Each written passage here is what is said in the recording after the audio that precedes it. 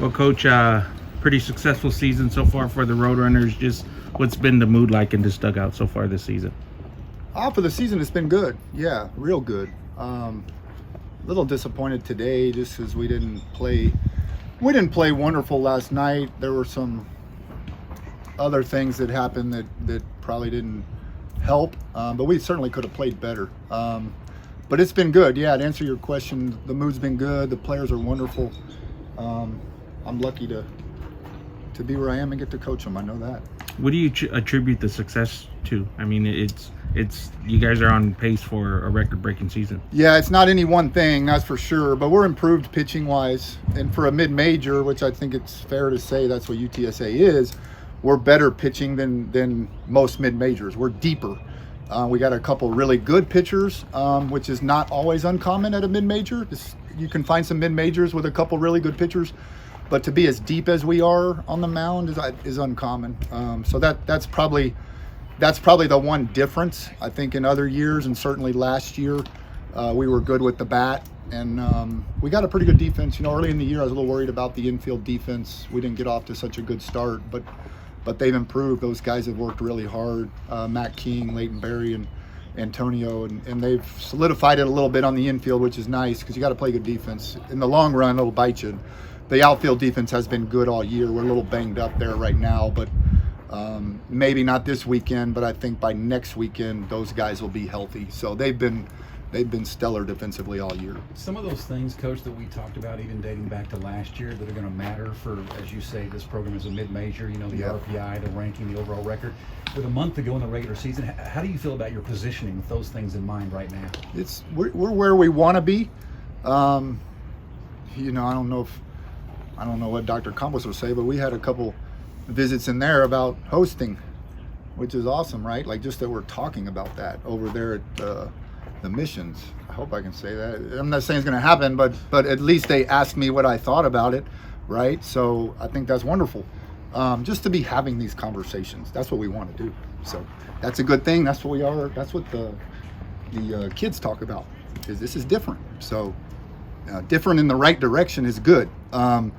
But at the end of the day, you got to play good. You don't get lucky for 56 games. You don't keep catching breaks. You got to play good baseball. And mostly we do that. I think we could have played a little better last night, but that's what we're trying to do. We're trying to control what we can control. Throw strikes, catch the ball, and fight at the plate. Those are the three things we talk about the most. Coach. Hosting, did that conversation catch you off guard? Or was that a little bit. It didn't catch me off guard. I know we're good, right? Like I don't mind saying that. We're a good team. I'm not surprised we're good. I'm with these guys every day. They're good at baseball. It caught me off guard that they brought it up. That's what caught me off guard. The discussion centered on a possible host at Wolf Stadium. Yeah, maybe I'm getting ahead of myself. I'm not saying we're gonna. We got work to do. Like our RPI is not there. Like we are not in a position to host. Our RPI would have to improve. But at the end of the day, the conversation was brought up because I guess you got to put those bids in fairly early. So again, that's just the type of conversation that if you want to be good and you think you're good, that you're supposed to have. And I don't think it's ever happened around here. And it's nice to have them, you know. But at the end of the day, prepared for it. Yeah. At the end of the day, I'm a realist. These guys, they're realists too. The players know. You know, we're not even in the tournament. By golly, we got a lot of work to do to make the tournament. So let's go to work, right? Yeah. Coach, last year you guys were snubbed from that tournament. Do you carry some of those, I guess, ill feelings? And do you see some of your players kind of carry that into this season? I do. We don't talk about it much. JJ, a lot of people think we do. We don't talk about it much. You know, every once in a while we'll say something like every game matters. You know, maybe if we had won one more last year, but we really don't talk about it much because a lot of that's not in your control, right? You're trying, winning is not even always in your control. So there's so many things that we don't control. We try to talk about what we do control. We control where the ball goes when the pitcher lets go of it, and that's how the game starts. So we talk about pitching, throwing the ball where we want. We talk about fighting at the plate, right? Like never giving in despite a bad umpire or a good play by a defender. So I do carry some of those feelings. Yeah, I think a few of the players do. They got a chip on their shoulder. But at the end of the day, we're just trying to stick with what we control. You guys have climbed to the top of the conference standings, but you still have some tough series ahead. How do you guys keep your positioning at the top?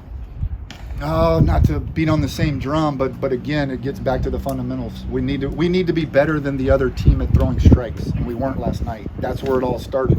Texas State threw more strikes than us. You say, well, they hit a couple homers and you didn't. That's right. But if you throw more strikes than the other team, you're off.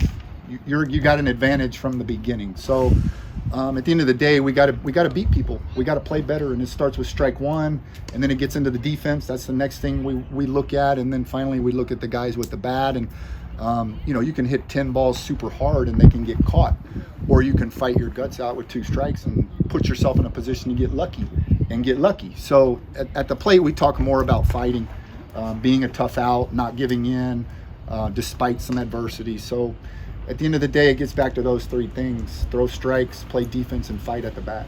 Coach, speaking of fighting, I do want to ask about it's rare you get thrown out of a game. Was that a decision you made heading into the inning, or is it just kind of how the first 2 pitches unfolded? It wasn't a decision heading into the inning. In the moment when he called the low pitch on Matt and he hadn't called the low pitch, he was wide, but he was fair. He was fair. He was wide for both teams. And we learned that by about the 3rd inning. It was just wide. It was extremely wide. I've seen some of the video. That's why Taylor didn't get a pitch over the plate. I feel bad for him. I got on him a little bit in the dugout, and then I watched the video, and he literally had 2 at-bats. He never got a pitch over the plate. But it was not a decision I made going into the inning. When he did call the ball low on Matt, he hadn't called the low pitch all night for either team. I kind of said, you know what, maybe a little spark here might help. You never know, right? But I tried to be real careful not to do it prolonged. That's what they call it, where I would get suspended the next game. And from what I understand, I'm not. So happy about that. What do you learn most about those kind of experiences in a really great environment here at home against a good team that kind of prepares you for later in the season? Well, we'll see. You learn more about it in the future, like what happens. But we've been, these guys, most of them, we've been together a while. Guys like Leighton Berry and Matt King was here last year, but Leighton's been here a while. Josh Colleen, Sammy Diaz. We know what we're going to get. They're going to be the right stuff. We're a mid-major, so right, you're going to roll into a lot of people are going to have more talent than us. But Luke Malone's been beating people with more talent than him for 3 years. So we'll see exactly what we learned over the next 2 weeks. But based on the last year and a half, I have learned that these kids are tough. Coach, what was the process for you to bring Antonio Valdez and Taylor Smith in here this year and reunite with those guys? Started with just asking them once they got in the portal, just calling and asking if they wanted to come, right? And Coach Aguayo deserves a lot of credit. I don't know if they've said that, but he deserves a lot of credit. He coached them both with me, and he's with them a lot in the batting cage. There's a good relationship there. So I'm sure that was part of it, the relationship with Coach Aguayo. They both mentioned that there's something about playing under you that's a little bit different. Is there something about your coaching style or style of play that you think sets this program apart? That I don't know. I don't know. I try to be real with them. That's the one thing. I try not to BS them. It can be, being real with them sometimes means rough, but in the moment they don't always like it, but they get better, and they like getting better. So. Coach, how good is your team, and how far can this team go this year? I don't know for sure, JJ. I know we're good. I don't know how far we can go. We need to stay healthy. It's ironic that we're a little banged up in the outfield because we're deep in the outfield. We can match people up in the outfield pretty good, lefty-righty matchups with Dalton Porter. There's some guys on our bench that are really good baseball players. Dalton Porter's one, and we losing Sardashny and Walker, and Odom played hurt last night. People don't know, but he played center last night because he was the only center fielder left. He's got a bad back. So I don't know how far we can go. But if you heard Schlossnagel after we beat them, he thinks we're pretty good. If we're healthy, I don't see why we can't play in Omaha. I know that's a big statement. And again, I got to be careful what I say because we haven't even made the tournament, right? Like that's really our first goal. Our goal is to win 40 games, win a championship in our conference. We get 2 shots at that, and to make a regional. So that's where we're focused right now. But we need to stay healthy, and if we do that, I like our chances. A lot of things with this program have changed the last few years. You mentioned in a positive direction. What's the next step this program needs to take? A stadium, a field. You know, what we did last year and what we're doing right now is fantastic, but I'm not sure how sustainable it is in the world of Division I recruiting without a stadium and a field. You know, we play in a high school. It's not even a high school stadium. It's a JV stadium. That's what my kids tell me, and they both play high school baseball. So I'm not here to complain about it. My kids don't complain about it. You start the game, it's 90 feet to the bases and all that, and we kind of use it as a chip on our shoulder, right? Like other people don't think they don't respect us as much because of the stadium. Well, we can play baseball, so it's all good with us. But that's what we need. Yeah. That's what we need to make this thing sustainable. Coach, how are Shane and Isaiah going into Florida? We'll find out today here at practice, Jerry, but I think Isaiah will make the trip, and I don't think Shane will make the trip, but in about 2.5 hours, we'll know better. Yeah, same with Odom. Coach, you talk about there's still work left to do, and 18, 19 games left.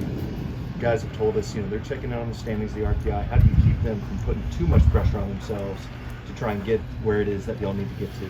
I don't. To be honest with you, I don't. I mean, if you want to be good, the RPI matters. If you want to be good, the standings matter. So I don't try to take pressure off of them, I'll be honest. I don't try to heap it on them, but I try to be honest. We talk about the RPI mattering, is that a word? And we talk about the standings, right? Like, we don't talk about we have to win. We talk about deserving to win. You don't always win when you deserve to win, but we talk about deserving to win and things that are within our control. But I certainly don't try to take pressure off of them. I try to be real with them. And again, I think I think it was a shock a little bit a couple years ago. Never heard of this, right? I think it was Billie Jean King that said pressure is a privilege. Coach, you mentioned the stadium and what it would take to build a sustainable program. How often do you have conversations with Lisa or the administration about those next steps and what it takes to get there? Not enough. Not enough. Coach has got to go. Gotcha. Thank you. Thanks. Thank you.